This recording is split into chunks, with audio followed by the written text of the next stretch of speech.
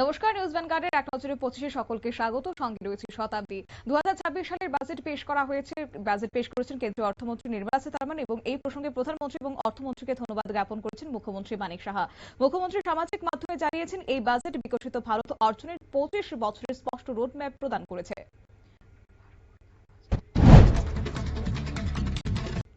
রবিবার বুরখা বাজারের জিরানিয়া এডিসি কেন্দ্রে মুখ্যমন্ত্রী মানিক সাহার উপস্থিতিতে একটি যোগদান সভা অনুষ্ঠিত হয়েছে। এই যোগদান সভায় ১৫৩ জন ভোটার তিপ্রামথা দল ত্যাগ করে বিজেপিতে যোগদান করেছে। নবাগতদের স্বাগত জানিয়েছে মুখ্যমন্ত্রী। জেনারেল পদ্মজং মেমোরিয়াল আমন্ত্রণমূলক ফুটবল টুর্নামেন্টে জয় দিয়ে যাত্রা শুরু করেছে ত্রিপুরা পুলিশ। উদ্বোধনী প্রীতি ম্যাচে ত্রিপুরা মহিলা ফুটবল দল পশ্চিমবঙ্গকে ২-০ গোলে হারায়। টুর্নামেন্টের প্রথম প্রতিযোগিতামূলক ম্যাচে ত্রিপুরা পুলিশ ৩-০ গোলে উত্তরবঙ্গের মুস্তাং ইউনাইটেডকে পরাজিত করেছে। উত্তর ত্রিপুরার চুড়াইবাড়ি পিএম শ্রী দ্বাদশ শ্রেণী বিদ্যালয়ে ২৩তম বার্ষিক মিলাদ মাহফিল অনুষ্ঠিত হয়েছে। অনুষ্ঠানের প্রধান অতিথি হিসেবে উপস্থিত ছিলেন এনসিইআরটি আগরতলা ডক্টর মোস্তাফা কামাল। ছাত্রছাত্রীদের নৈতিক ও মানবিক মূল্যবোধে উদ্বুদ্ধ করে মহানবী হযরত মুহাম্মদের জীবনাদর্শের আলোকপাত করেছেন।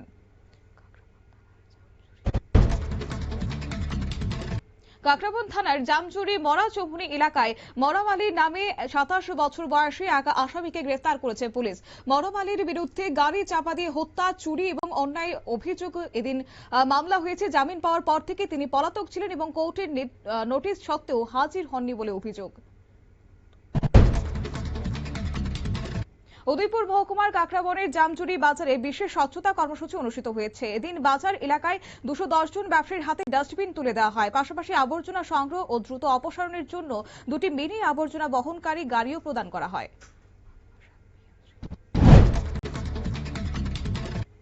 আমবাসা পিএমসি নাইটঙ্গল পাড়া রেসিডেন্সিয়াল স্কুলে ৩ দিন ব্যাপী বার্ষিক ক্রীড়া প্রতিযোগিতা ও সাংস্কৃতিক অনুষ্ঠান সমাপ্ত হয়েছে।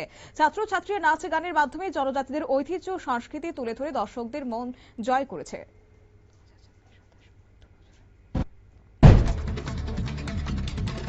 ২০২৬-২৭ সালের অর্থ বছরে বাজেটকে ঘিরে রাজ্যের শিল্পপতি ও ব্যবসায়ীদের মধ্যে ব্যাপক কৌতূহল দেখা দিয়েছে। বাণিজ্য ও শিল্প সহায়ক বাজেট হবে বলে আশা প্রকাশ করেছেন সংশ্লিষ্ট মহল।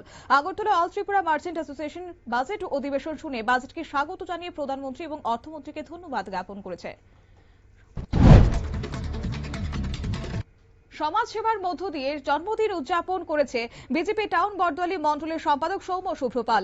বরজলা স্থিত আপন ঘর বৃদ্ধাশ্রম তার উদ্যোগে বিনামূল্যে চিকিৎসা শিবিরের আয়োজন করা হয়। চিকিৎসা পরিষেবা পেয়ে খুশি হয়েছে বৃদ্ধাশ্রমে অসহায় আবাসিকরা।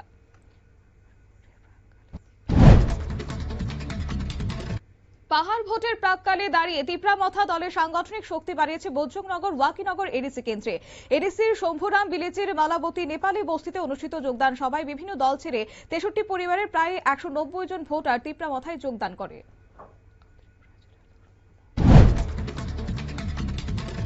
উত্তর ত্রিপুরা জেলায় ধর্মনগর মহকুমায় চুড়াইবাড়ি থানাধীন করিমপাড়া গ্রামে এক দিনমজুরকে মিথ্যা অভিযোগে হয়রানির অভিযোগ উঠেছে। জাকির হোসেন দাবি করেছে, পূর্ব শত্রুতার জেরে ৫ জন ব্যক্তি তাঁর বিরুদ্ধে মামলা দায়ের করে। ২৬ জানুয়ারি রাতে তাকে গ্রেফতার করা হলেও পরদিন আদালতের নির্দেশে মুক্তি পেয়ে যান।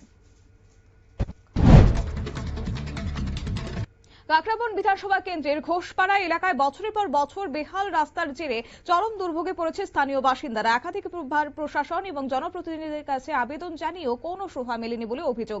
শেষ পর্যন্ত প্রশাসনের নিষ্ক্রিয়তায় বাধ্য হয়ে স্থানীয় বাসিন্দারা রাস্তা সংস্কারের কাজে হাত লাগিয়েছে।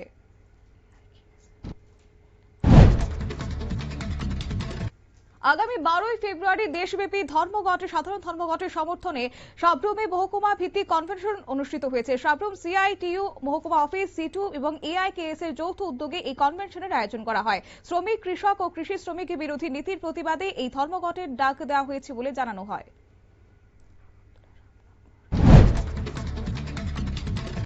আগরতলা রামনগর ৪ নম্বর রোড এলাকায় দুটি গাড়ির মুখোমুখি সংঘর্ষে গুরুতর আহত হয়েছে এক গর্ভবতী মহিলা। বাণী বিদ্যাপীঠ বালিকা বিদ্যালয়ের সামনে একটি স্করপিও গাড়ির সঙ্গে বিপরীত দিক থেকে আসা আরও একটি গাড়ির সংঘর্ষ হয় এবং এই সংঘর্ষের জেরে দুটি গাড়ি ছিটকে যায় এবং রাস্তার পাশে দাঁড়িয়ে থাকা ওই মহিলা গুরুতরভাবে আহত হয়েছে।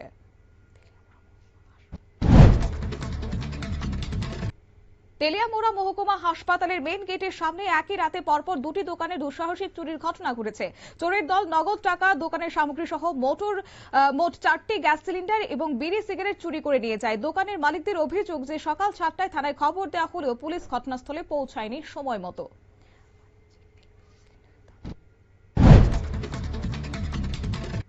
বাণিজ্যিক এলপিজি গ্যাস সিলিন্ডারের দাম বেড়েছে রবিবার। তেল সংস্থাগুলি ঘোষণা অনুযায়ী রবিবার থেকে 19 কেজি এলপিজি সিলিন্ডারের দাম বেড়েছে 50 টাকা। বিশ্ববাজারে দামের সঙ্গে সামঞ্জস্য রেখে প্রতি মাসের প্রথম দিন বাণিজ্যিক গ্যাসের দাম নির্ধারণ করা হয়।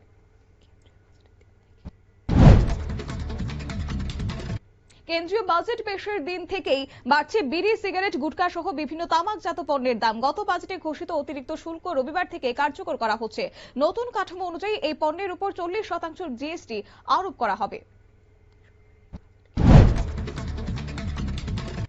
মোদী সরকারের প্রকাশিত এই বাজেটকে এবার অন্ধ বাজেট বলে কটাক্ষ করেছেন কংগ্রেস সাংসদ তথা বিরোধী দলনেতা রাহুল গান্ধী। তার দাবি, যুব সমাজে রোজগার নেই, কৃষকদের হাল বেহাল, দেশের মূল সমস্যার বিষয়ে এরা অজ্ঞাত।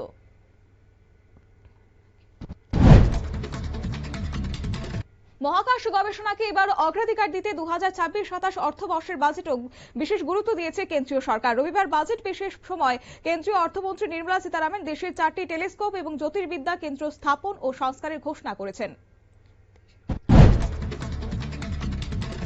দেশের প্রতিরক্ষা খাতে এবার বাড়তে 1,04,000 কোটি টাকা বরাদ্দ করল প্রধানমন্ত্রী নরেন্দ্র মোদী সরকার।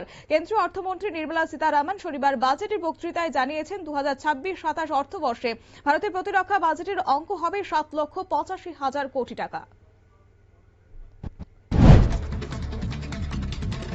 ভেজাল সার এবং জাল কীটনাশকের মাধ্যমে কৃষকদের শোষণ রুখতে নতুন কৃষি আইন আনতে চলেছে কেন্দ্রীয় সরকার। এই কথাই জানিয়েছেন কেন্দ্রীয় কৃষি ও কৃষক কল্যাণ মন্ত্রী শিবরাজ সিং চৌহান। তিনি বলেন, কৃষকদের কঠোর পরিশ্রম, তাদের ফসল এবং ভবিষ্যতে কোনো অবস্থাতেই ঝুঁকির মধ্যে তাদের ফেলা যাবে না। জানুয়ারির শেষে শীত কমার পর এবার ফেব্রুয়ারি মাস শুরু হতেই তাপমাত্রা বৃদ্ধির ইঙ্গিত দিয়েছে মৌসুম ভবন। ভারতের আবহাওয়া দপ্তর জানিয়েছে, চলতি মাসে উষ্ণতা স্বাভাবিকের তুলনায় বৃদ্ধি পাবে। ফেব্রুয়ারি মাসে আবহাওয়া শুষ্ক থাকার সম্ভাবনার কথাও জানিয়ে দিয়েছে মৌসুম ভবনের তরফ থেকে।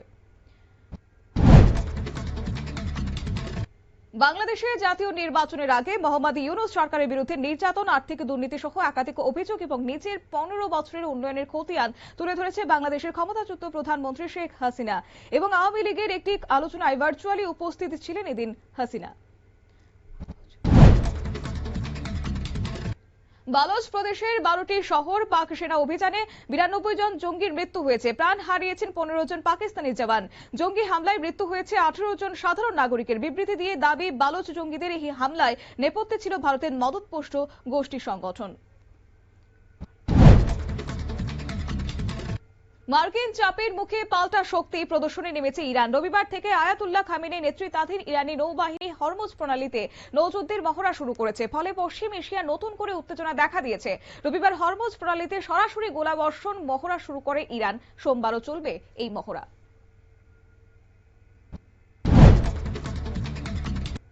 এক নজরে 25 আপাতত এই পর্যন্তই। পরবর্তী আপডেট এবং টকশো দেখার জন্য চোখ রাখুন শুধুমাত্র নিউজ ভ্যানগার্ডের পর্দায়। নমস্কার।